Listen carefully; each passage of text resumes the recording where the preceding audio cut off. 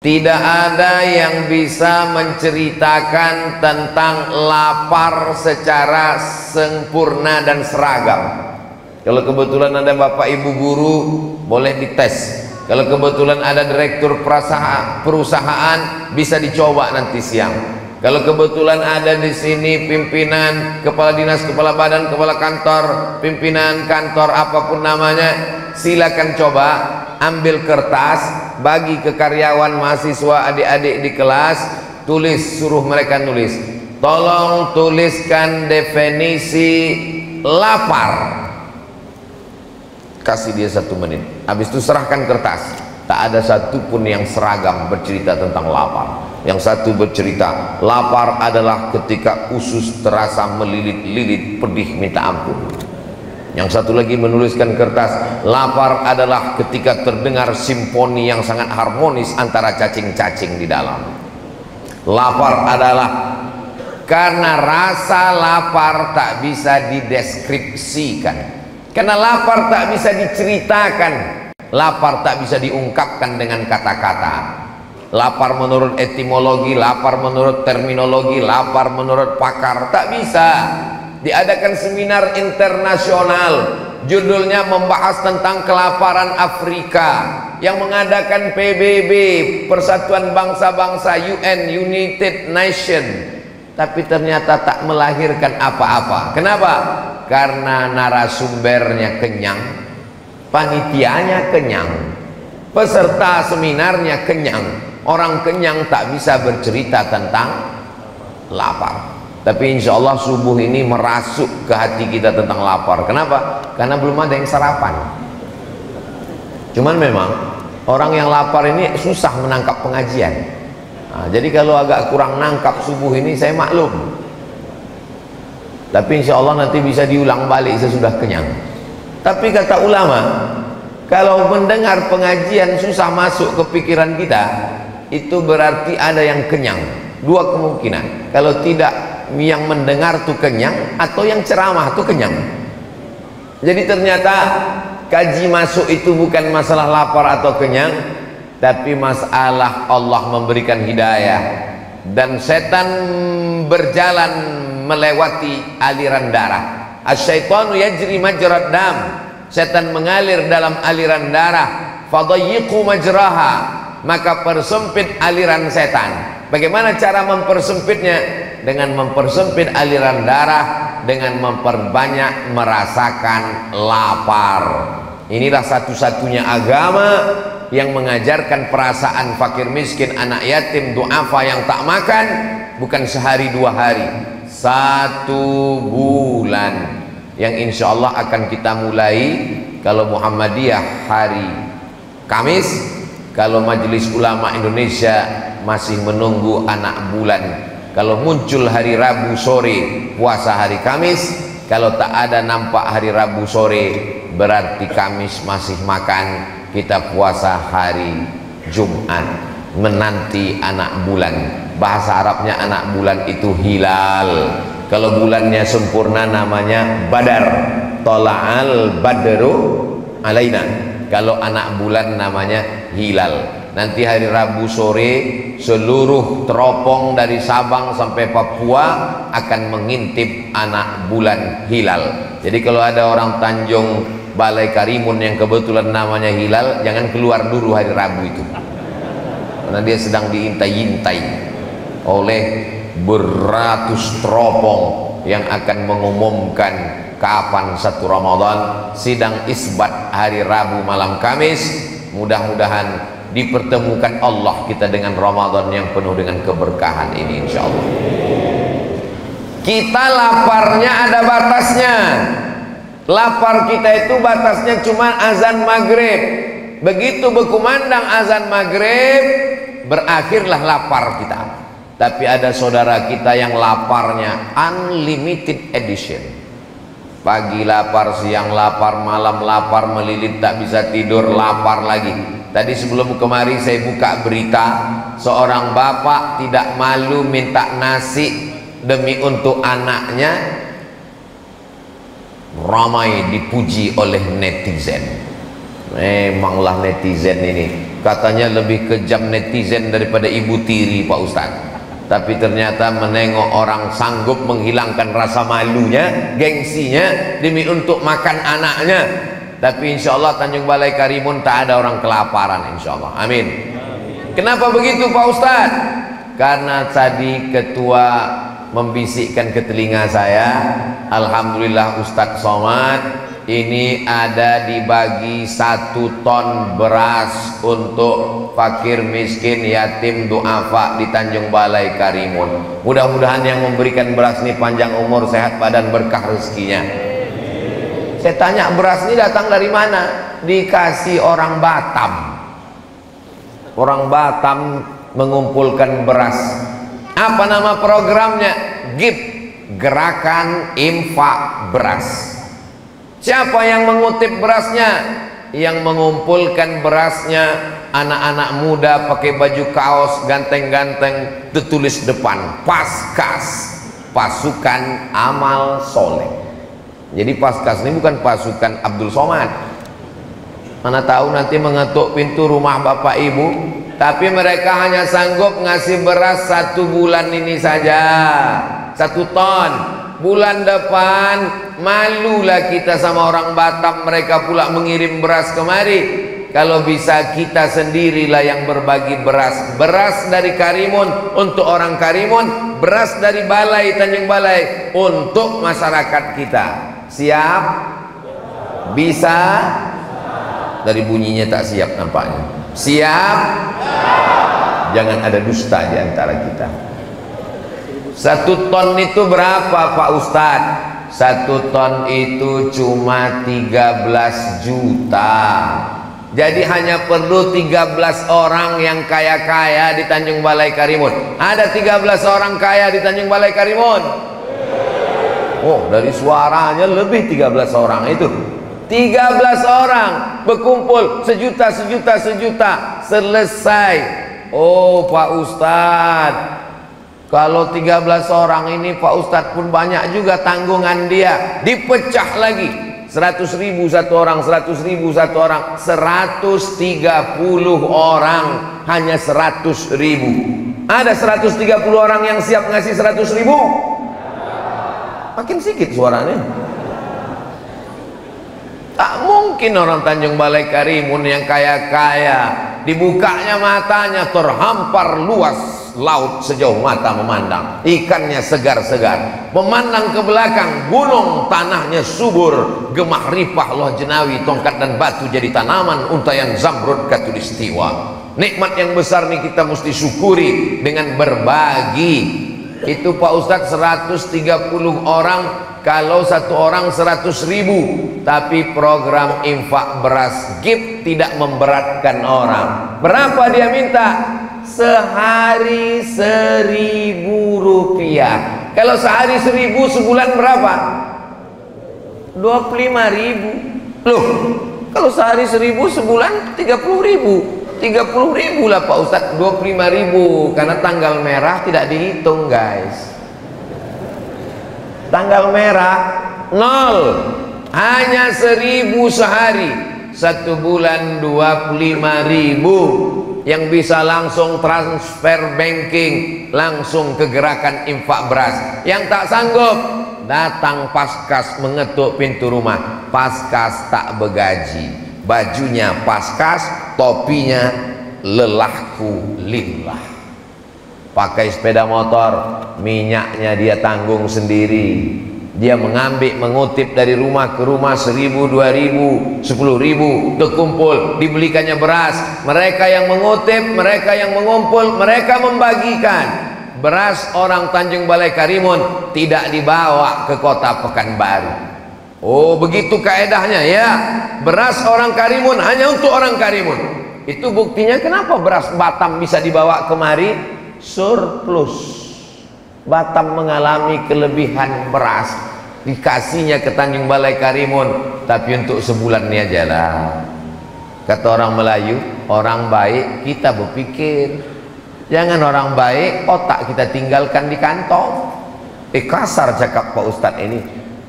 Cakap saya ini tak kasar, karena cerita masalah otak ini di Kepulauan Riau biasa. Jadi kalau ada orang tak punya otak, datanglah ke Kepulauan Riau, insya Allah balik membawa otak-otak.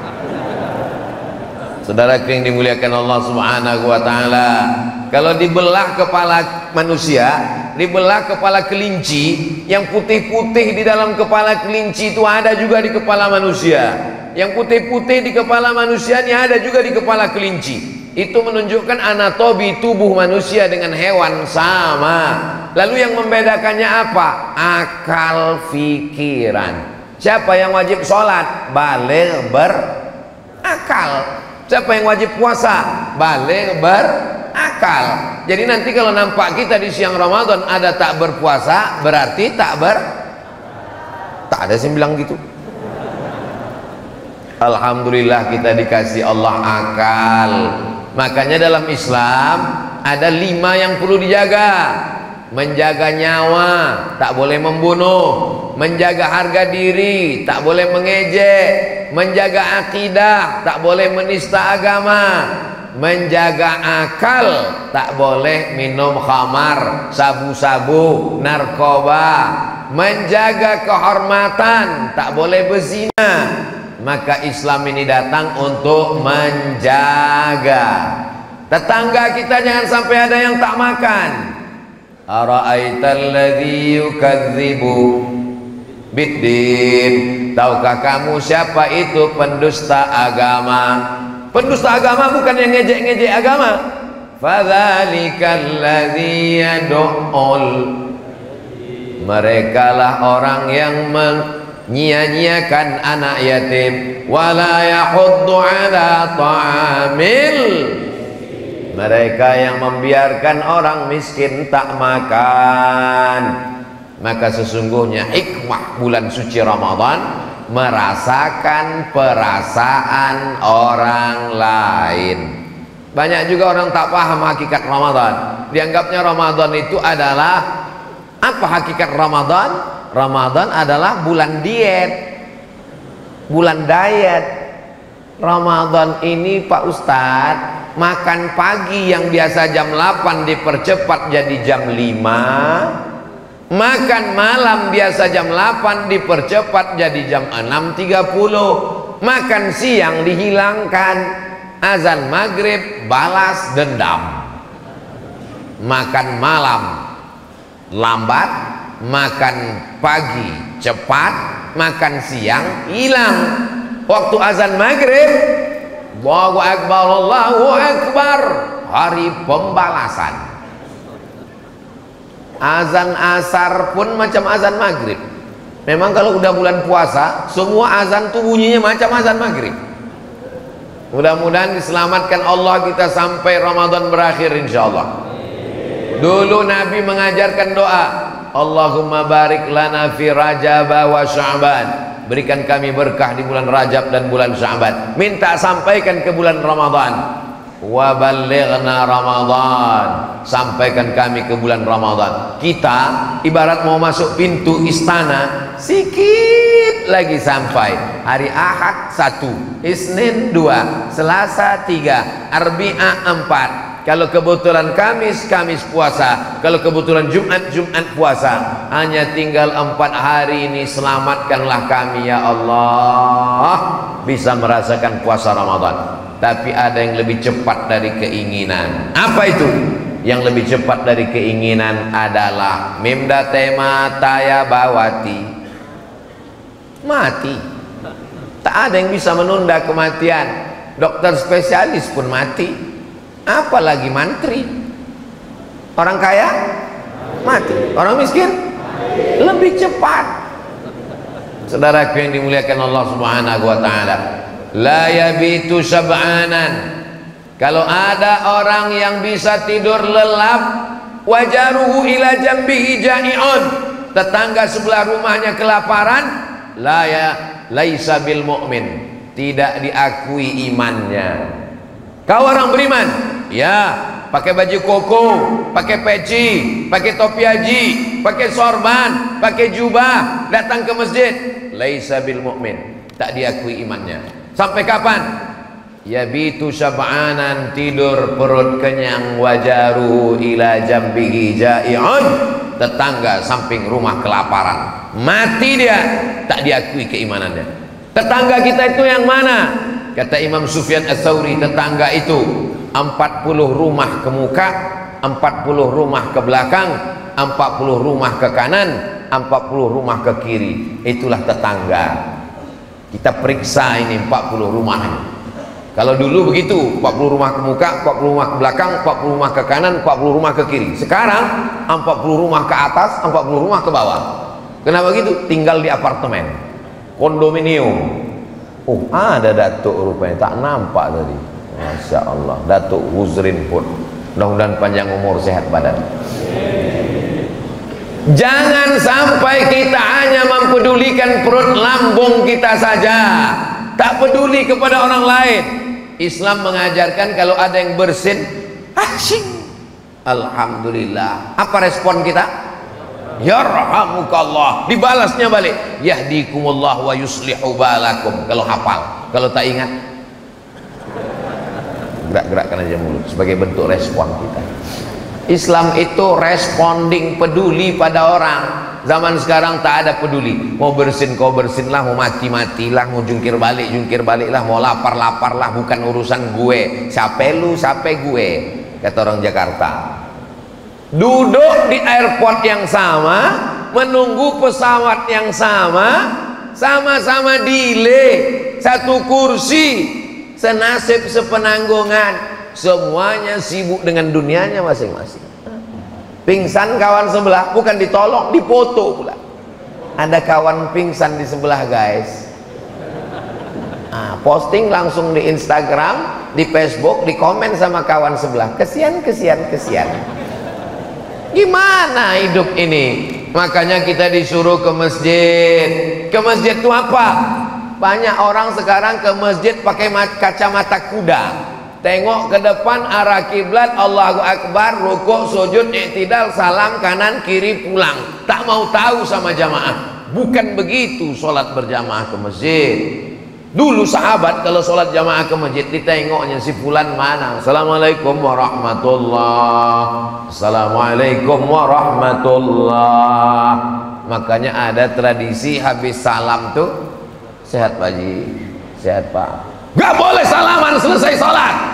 Kata Imam Nawawi, imam besar mazhab Syafi'i, yang menulis kitab Riyadhus Shalihin, yang menulis kitab Arba'in Nawawi, yang menulis kitab Al-Minhaj Syarah Sahih Muslim Ibn Al-Hajjaj, yang menulis kitab Al-Majmu' Syarah Muhadzab, yang menulis kitab Raudhatul Talibin wa Umdatul Muftin, ulama besar. Kalau sebelum sholat tadi dia tak salaman, sebelum sholat belum salaman, terlambat, datang langsung sholat, habis sholat dia salaman, sunnah. Karena bersalaman itu sunnah. Sebelum sholat udah salaman, habis sholat salaman lagi, hukumnya mubah. Kalau belum salaman, sunnah. Kalau sudah salaman, mubah. Yang tak boleh itu sedang sholat tuh salaman, itu tak boleh. Sehat Datuk. Jadi masalah salaman selesai sholat itu bentuk kepedulian kita. Kadang kita tak tahu jamaah ini hilang-hilang diam-diam sendiri. Dulu Pak Fulan itu yang selalu di pojok, yang selalu di dinding, yang selalu di sebelah kanan, yang selalu sebelah kiri, mana dia sekarang? Meninggal Pak Ustaz. Astagfirullahaladzim. Kenapa kalian tak kasih tahu? Padahal kita satu grup WhatsApp, padahal sama-sama friend, padahal sama-sama follower. Kenapa kita tak ada peduli, care? Mana letak kepedulian kita? La yu'minu ahadukum, kalian tak diakui sebagai orang beriman hatta yuhibba li akhih, sampai kau sayang kepada saudaramu ma yuhibbu li nafsih, sama seperti sayang pada diri sendiri. Inilah yang ditanamkan lewat puasa ini. Makanya orang yang besar pahalanya, man fattara shaiman, siapa yang menyiapkan buka puasa untuk orang yang berpuasa, kana lagu mithlu ajri shaim, dia dapat pahala macam orang yang puasa. Cobalah tengok di Masjid Nabawi. Masuk kita ke Masjid Nabawi, berlomba-lomba anak-anak kecil menarik tangan kita. Haji, haji, haji, haji, haji, haji, buka puasa haji, menarik tangan. Panjang umur, sehat badan, mudah-mudahan kita bisa berpuasa di Makkah, Madinah. Nanti dalam acara program Ramadan bersama insyaallah, amin. Ongkos tanggung masing-masing. Kecil bunyi amin ini. Ini menunjukkan mereka ingin mendapatkan pahala buka bersama. Ada kakek-kakek di Madinah sudah 40 tahun istiqomah menyediakan buka puasa Senin Kamis. Coba cari di YouTube, 40 tahun menyediakan buka puasa Senin Kamis. Asal sore dibawanya termos, dibawanya gelas kecil, dibawanya kurma, dibawanya roti gandum, dibentangkannya plastik, dibawanya cucu-cucunya, membagi-bagikan, menikmati suasana berbagi. Iyalah Pak Ustadz, Mesir, di Saudi Arabia, Makkah, Madinah itu kan orang kaya-kaya. Kalau orang Makkah, Madinah sedekah tak heran kita. Cuman kadang jamaah haji, jamaah umroh begitu dibagi-bagikan pakai kontainer, haji, fisabilillah, sabilillah, sedekah haji. Dibawa mereka lah susu-susu yang satu kotak, balik sampai di asrama, di pondokan. Orang Saudi ini bersedekah, sedekah susu basi lah pula. Padahal itu yogurt, zabadi. Untuk menetralisir kolesterol, mereka minum susu yang sudah difermentasi, asam-asam sikit dia. Kadang yang tak tahan dicampur dengan stroberi, dicampur dengan jeruk, dikasih gula sikit, nikmat itu. Tapi orang kita tak tahu, dibilangnya kalau sedekah-sedekah aja lah, jangan kasih susu basi. Yogurt bagus, bergizi, membantu usus, pembusukan makanan. Ini baik sekali untuk kesehatan. Jadi mereka berlomba-lomba bersedekah, berbagi. Jamaah yang dimuliakan Allah Subhanahu wa taala, saya sampai Mesir 98, pulang 2002. Selama di Mesir 4 kali bulan Ramadan saya di sana. 4 kali puasa, tak pernah masak pembukaan. Terus buka puasanya di mana? Di Mesir itu dekat masjid, dekat stasiun bis, dekat tanah lapang. Asal nampak mereka tanah lapang, ini seminggu menjelang bulan puasa, mereka pun berlomba-lomba membuat tenda. Di bawah tenda itu dipasang kursi, meja, nama tendanya Maidatur Rahman. Maidah diambil dari surat Al-Maidah. Maidah artinya meja makan, Rahman Allah. Jadi kalau diterjemahkan meja makan Tuhan. Apa pula ada meja makan Tuhan? Tuhan bukan makan. Tuhan kita tak makan. Lam yalid walam yulad walam yakul lahu kufuwan ahad. Kenapa disebut meja makan Tuhan? Karena yang bersedekah makanan tak mau disebut namanya. Tak tahu. Karena tak tahu itu maka dinisbatkan kepada Allah. Sore-sore jam 6 itu kemah-kemah, tenda-tenda yang berisi makanan itu udah penuh semua. Siapa isinya? Mahasiswa Indonesia. Asal sampai situ jam 6 nampaklah yang pesek-pesek. Hari pertama ayam, menunya 3 hari sekali berputar. Hari pertama ayam di Mesir itu besar-besar. Orang Mesir itu motong ayam 2 kali potong sekali, seperempat. Bukan macam kita, hancur ayam tuh. Apa namanya? Cincang. Sampai kita pun bingung, tak nampak lagi bentuknya. Ini ayam apa kata? Hari kedua daging besar-besar, potong 4 macam sabun telepon. Hari ketiga ikan tuh tak dipotong, 1 ekor besar-besar dalam piring. Azan maghrib makan korma, minum teguk air. Allahumma laka sumtu wa bika amantu ala rizqi la aftartu bi rahmatika ya arhamar rahimin, zahaba adh-dhama'u wa batallatil uruq wa thabatal ajru insyaallah. Habis salat maghrib berjamaah, habis itu makan ramai-ramai. Cuman masakan Mesir ini kadang kurang cocok ke lidah karena dia pakai pil aswad, jintan hitam, pakai bawang bombay, dan yang paling tak bisa sama orang Indonesia, tak ada cabai, tak pedas. Kita nih kalau tak pedas tak masuk ke dalam. Orang Mesir tak bisa makan pedas. Cabai itu mereka fermentasi jadi asin jadinya. Nah itu, jadi banyaklah mahasiswa ini kalau udah jam 6 sore menggiling cabai dalam plastik. supaya nanti berselera makan buka puasa. Setelah pulang ke Pekanbaru, kumpullah saya dengan kawan-kawan alumni Azhar. 4 tahun kita dulu makan gratis bulan puasa. Maka saya ingin kita bawa juga tradisi itu ke Pekanbaru. Alhamdulillah sudah berjalan 3 tahun. Ini Ramadan yang ketiga. Kami buat kemahnya sama, Maidatur Rahman. Ramadan ini menyediakan 1000 porsi buka bersama gratis tiap sore. Mudah-mudahan menular pula ini ke tempat-tempat lain seluruh Indonesia, insyaallah. Amin. Orang Mesir tak macam kita. Orang Mesir kalau dia ngasih buka puasa itu tidak formal-formal. Misalnya dia naik bis, naik bis nampaknya anak Indonesia, langsung panggilnya, Indonesia, orang Indonesia, ta'al, come here. Diambilnya dompet, kasih, nih, nanti kalian buka bersama nanti di rumah ya. Gitu. Tak macam kita. Kita kalau buat acara buka bersama formal, diundang, suruh datang jam 5, baca Yasin 3 kali. Anak yatim jam 5 disuruh datang baca Yasin. Wa subhanalladzi biyadihi malakutu kulli syai'in wa ilaihi turja'un. Shadaqah. 2 kali lagi deh. Udahlah jam 6 dah, setengah jam lagi suruh pula tahlil, tahtim tahlil. La ilaha illallah, la ilaha illallah. Saking kan lapar. Udahlah mau jam 6.25, udah mau tenggelam matahari, udah mau azan maghrib, berembuslah kipas angin tadi kencang, terbukalah koran penutup piring, nampaklah mie kurus-kurus,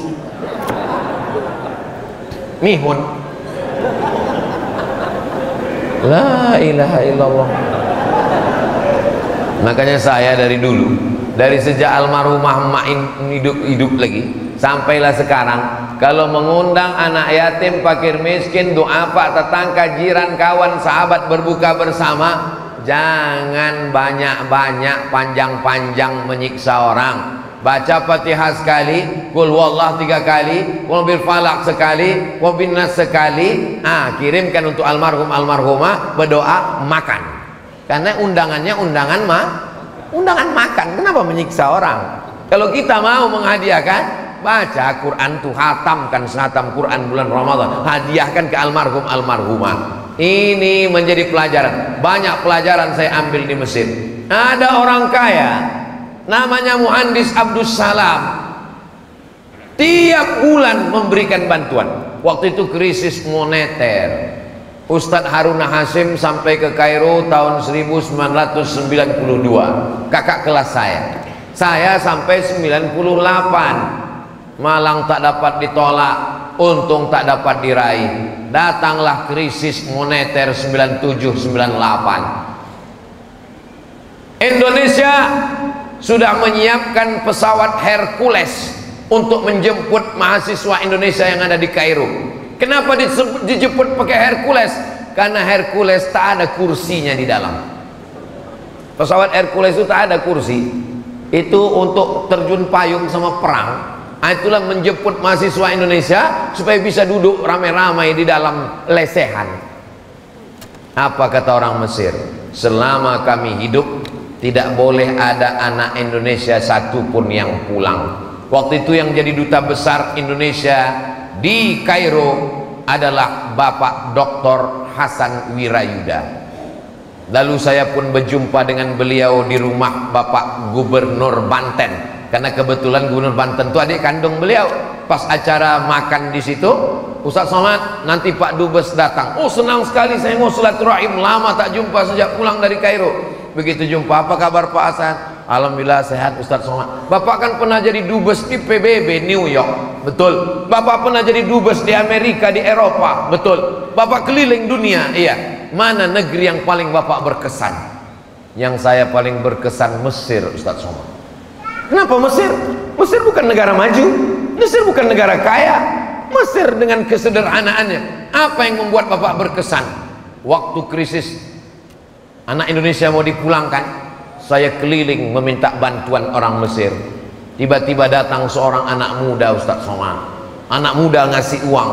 Jangan ada anak Indonesia yang pulang Pak Dubes. Ini bantuan dari saya.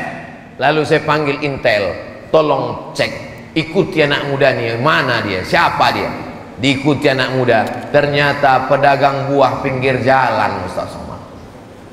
Datang orang Mesir ke kedutaan Republik Indonesia di Aisyah Al-Timuriyah Kairo. Apa kata dia? Pak Duta Besar, saya tidak kaya, saya cuma punya mesin fotokopi di pinggir jalan, tapi kalau anak Indonesia datang mau fotokopi gratis. Peduli. Jadi kalau ada orang mengatakan pernah dia ke Mesir, apa Mesir itu negeri Fir'aun? Karena kebetulan yang jumpa Fir'aun itu Fir'aun juga, sesama Fir'aun, yang satu circle dia. Tapi kalau dia orang baik, insya Allah berjumpa dengan orang baik. Mana buktinya? Nih, sesama pejuang subuh berjumpanya waktu sholat subuh. Maka jangan heran, kenapa lah kawan aku nih pemabuk semua Pak Ustadz? Karena kau mabuk, sakau. Masa lalu, siapa yang tak pernah punya masa lalu? Semua orang pernah masa lalu hitam kelam, tapi insya Allah diterima Allah taubat kita dengan taubat nasuha. Apa tanda taubat kita diterima Allah Pak Ustadz? Ada perubahan. Sebelum hijrah orangnya pelit, bin bakhil, bin medit, bin kikir, bin kedekut, bin apa lagi? Hah? Tangkai jering. Tangkai jengkol. Pelit minta ampun. Kalau makan sama dia di rumah makan, sampai waktu membayar pura-pura mencret ke belakang. Inilah orang yang paling pelit. Kenapa? Duit dia jangankan dimakan orang, dia sendiri pun tak mau makan duit dia. Itu kan parah itu. Pergi pagi pulang putang, peras keringat banting tulang, kepala jadi kaki, kaki jadi kepala, tulenggang-langgang lintang pukang. Duit dia pun tak mau dia makan. Duit orang juga dimakan dia. Duit dia disimpannya di bank, gaji utuh tak pernah keluar. Untuk siapa? Untuk dokter spesialis. Duit yang tak dikeluarkan itu akan keluar juga dengan caranya sendiri. Tak ada angin, tak ada hujan, datang diabetes meletus, datang asam urat, datang asam lambung, datang macam-macam penyakit. Ini kenapa semua penyakit yang disebutkan Ustadz Somad ini ada di badan aku? Jangan-jangan dia dapat bocoran ini. Saya ceramah tak ada menyindir, tak ada nyinggung perasaan orang.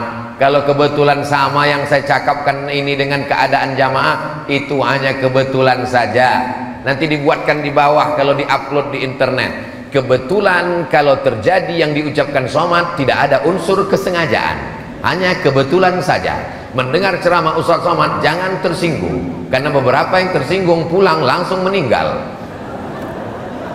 Saudaraku yang dimuliakan Allah Subhanahu wa Ta'ala, orang yang pelit, tak ingat mati, tangkai jering, maka sesungguhnya kalau dia mati, harta yang ditumpuk itu tinggal. Memang ada sifat manusia macam ini. Jama'a malau wa'ad dadah, kerjanya jamaah mengumpul, wa'ad dadah menghitung. Sampai jam 2 malam pikirnya menghitung, mengumpul, menghitung, mengumpul, menghitung, mengumpul, menghitung, mengumpul, mati tak membawa apa-apa. Tapi jangan gara-gara cerita mati ini orang Tanjung Balai Karimun tak ada satupun yang nanti pergi ke laut mencari ikan, tak ada yang buka toko, tak ada yang ngurus kebun. Pas ditanya, kau tak kerja cari duit? Kita akan mati.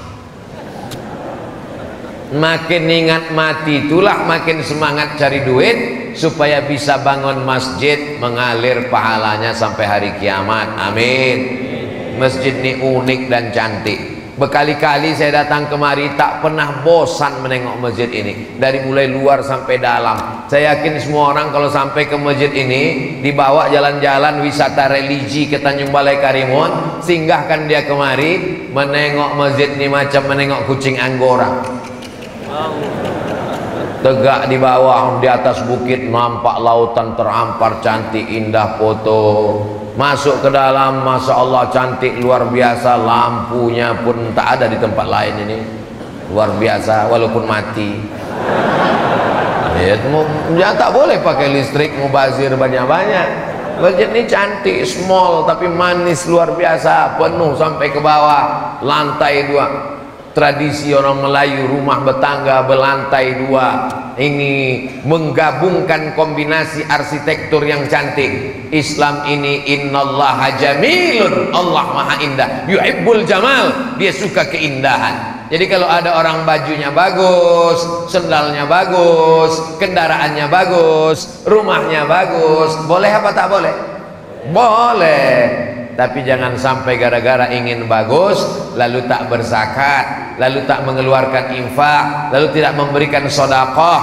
Maka alhamdulillah anak-anak muda bulan puasa ada program namanya Sahur on the Road.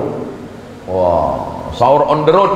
Banyak tunawisma, orang miskin tak bisa puasa, maka anak-anak muda membuat sahur on the road, bagi makanan, nasi kotak, nasi bungkus, sahur pak, sahur, sahur di terminal, di bis, musafir yang putus belanja, sahur, sahur, sahur. Besok siang rupanya dia tak puasa. Terus ditanya, kau kenapa tak puasa? Innamal a'malu binniyat, yang penting niatnya udah sampai. Mana bisa begitu? Ini puasa, ini ibadah yang tidak bisa ditebus dengan apapun. Anak-anak muda jangan sampai tinggalkan puasa. Sedangkan ibu hamil, mengandung, menyusukan anak pun wajib mengqadha puasanya. Faman kana minkum maridan, siapa yang sakit, aw ala safarin, musafir, fa iddatum min ayyamin ukhar, ganti di hari yang lain. Tapi ada orang Ramadan sakit, Syawal sakit, Zulqa'dah sakit, Zulhijjah sakit, ini bisa membayar fidyah. Bayar fidyah itu berapa Pak Ustadz? Makan pagi, makan siang, makan malam. Dulu Kementerian Agama menetapkan 50.000 sehari. Jadi kalau 1 bulan 1,5 juta, bagikan kepada miskin. Begitulah kepedulian dalam Islam. Kalau kolak, nasi uduk, ayam panggang lewat di leher kita jam 6.30, maka lewat di leher fakir miskin juga jam 6.30. Jangan dia lewat di leher kita 6.30, lewat di leher fakir miskin jam 11.30. Pulang tarawih, banyak makanan berlebih, tolong antar ke belakang, anak yatim belum makan. Diantarlah ke rumah anak yatim fakir miskin jam 11, dimakannya jam 11.30. Udah masam, mak basi, makan aja lah nak, sedekah orang. Dimakannya jam 12, jam 1 meninggal. Bukan dapat pahala, neraka jahanam untuk engkau. Makanya kalau bersedekah itu sore. Saya tinggal di asrama waktu di Maroko. Pulang kuliah, saya tengok di depan masjid 2 drum warna biru, besar-besar, setinggi tegak drum, pukul penuh. Apa isinya ini? Ini namanya bubur harira. Jadi kalau di Mesir ada tradisi Maidatur Rahman, kalau di Maroko ada tradisi berbagi bubur harira. Orang kaya di Rabat Maroko mengirim 2 tong besar untuk kami buka puasa. Habis itu saya pindah ke Malaysia. Di Malaysia ada pula bubur lambuk. Di Medan Masjid Raya ada pula bubur apa namanya itu? Bubur pedas namanya. Bubur macam, ada kacangnya, ada pula di 10 Muharram bubur Asyura. Kenapa bubur? Kalau saya memang untuk buka puasa tuh suka bubur. Kenapa? Tak panjang proses mengunyahnya, kanan kiri gol langsung. Usus kita tak berat, yang manis-manis. Makanya dianjurkan jangan es. Memang maunya tenggorokan ini es, tapi kalau sudah masuk dia radang tenggorokan, batuk, berdahak, nanti terganggu ibadah kita. Baca Quran, flu, batuk, jaga kesehatan. Bagusnya seperti sunnah Nabi, minum seteguk 2 teguk, masukkan kurma sebutir, 3 butir, 5, ganjil. Alhamdulillah saya udah kenyang Pak Ustadz. Udah 3 tadi masuk Pak Ustadz. Sunnah Pak Ustadz, 3 butir, 3 kotak Pak Ustadz.